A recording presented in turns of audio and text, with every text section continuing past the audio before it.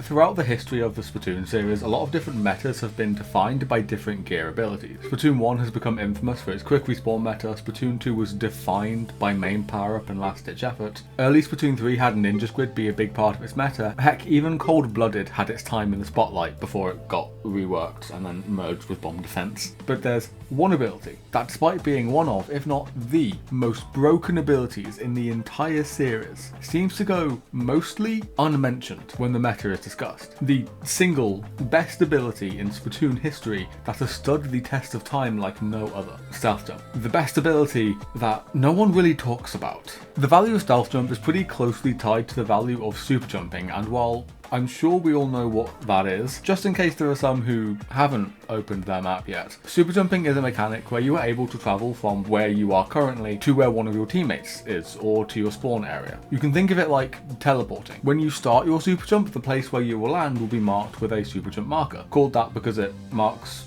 where you will Super Jump to. Yeah. What Stealth Jump does is pretty simple.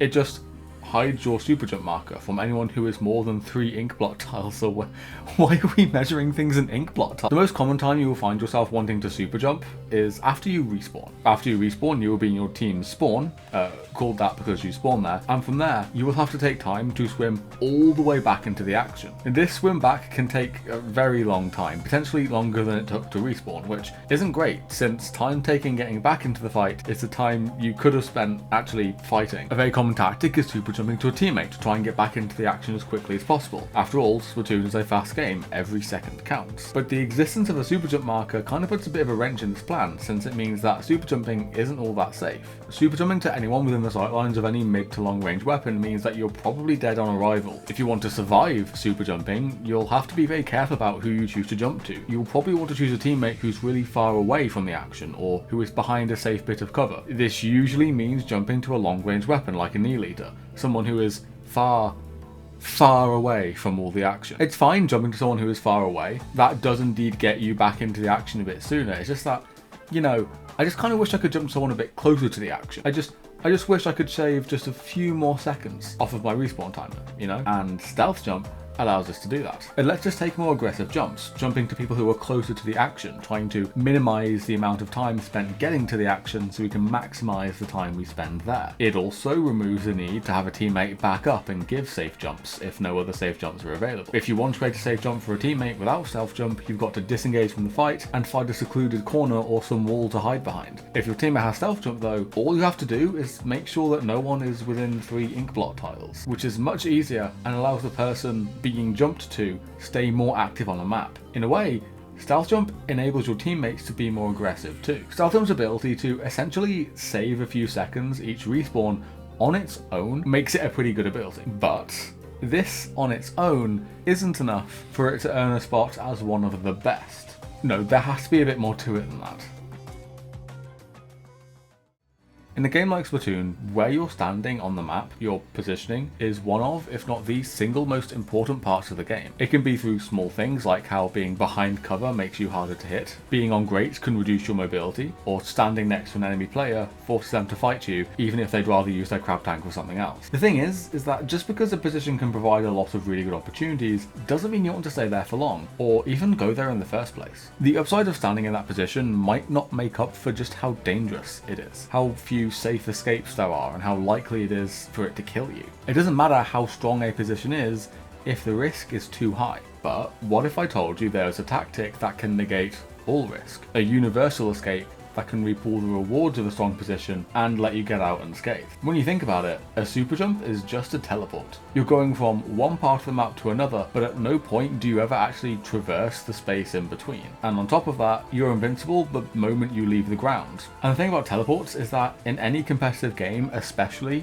in the high levels of competitive play, they are absolutely broken. And this is seen when trying to super jump out, since so long as you can survive the initial startup animation of the jump, that's it. You escaped. And you're safe so long as you land somewhere safe. And so it doesn't matter how dangerous a position is, so long as you can super jump out when things get a bit too spicy. Essentially, the fact that you can super jump out lets you play a lot more aggressively and a lot more forward than you otherwise would. When you first learn to super jump out though, you're normally jumping to your spawn. And jumping to your spawn is better than dying, but not by much, since it still takes a while to get back into the action. And in that time, your team is basically one player down. The next level of super jumping out, and what makes it as strong as it is jumping to a teammate instead, since that cuts out the middleman of your spawn, and assuming you choose a good jump spot, puts you right next to the action again. You go from strong plays on one part of the map to immediately making plays elsewhere. Issue is, jumping to teammates to reposition is only something you can consider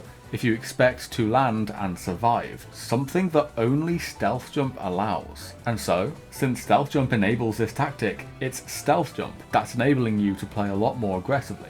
And that makes it really strong. But that's not all, because there's still one more synergy that makes stealth jump go from utterly broken to absolutely game defining. And of course, it comes down to everyone's favourite special, our unceasing meta overlord, tactiCOOL. tactiCOOL does two things that make stealth jump so OP, and the first one is pretty obvious. It gives 57 AP of quick super jump. That doesn't really affect you when you're jumping from your spawn, but it does significantly speed up your jumps to teammates. According to the numbers on Sendu.inc, which I would trust with my life, Cooler almost halves your super jump time to 117 frames, or 1.95 seconds, and you're only vulnerable for the first 20 frames. Essentially, it becomes a get out of jail free card, allowing you to stay in those dangerous positions for longer and then get back into the action even quicker. But the second relevant buff that Cooler gives is what really makes this so overpowered, because it gives 57 AP of ink resistance, and if you have less than 29 AP of swim speed and run speed respectively, it will set them to 29 AP, which isn't the max amount, but is still quite a lot. And these are relevant because these are aggressive fighting abilities, and if you want to make the most of these abilities, you want to spend as much time going in and fighting people with your main weapon as possible. Something that you definitely want to do and can be very valuable, but something that can be very risky if you don't have some way to get out of it when you need it, which is what the quick super jump is there for. When put together, it creates this play pattern that has come to define competitive Splatoon, where you grab an aggressive fight heavy weapon like the Mint Decalligrapher, run in, take strong and aggressive positions, cause as much chaos as you can, and then when things start to get a little bit too spicy, you jump out at the last possible moment to a teammate so you can do the same thing again and again, but elsewhere. It's all about keeping up the pressure and giving your opponents as little time to breathe as possible. And this way of playing is all enabled by stealth jump, since without it, there's no guarantee you'd survive the landing after the first jump. Even with the quick respawn that Cooler gives, not being able to safely jump out makes this whole thing so much more risky. And so while tactiCOOL may be the best special in the game right now, it has stealth jump to thank for that.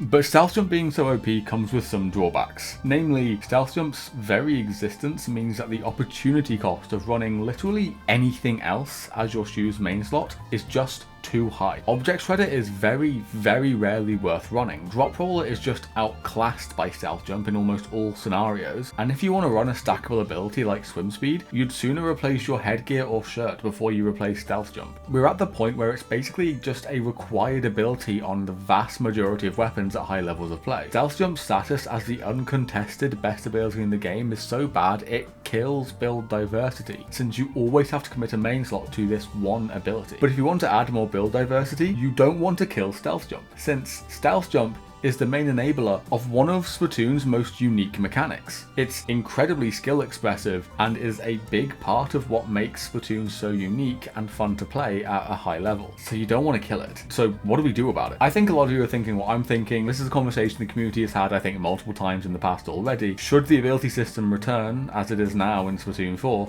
stealth jump probably shouldn't be included as an ability. Instead, it should return as a mechanic. Literally just copy Splatoon 3 stealth jump and paste it into Splatoon 4, but just give it to everyone.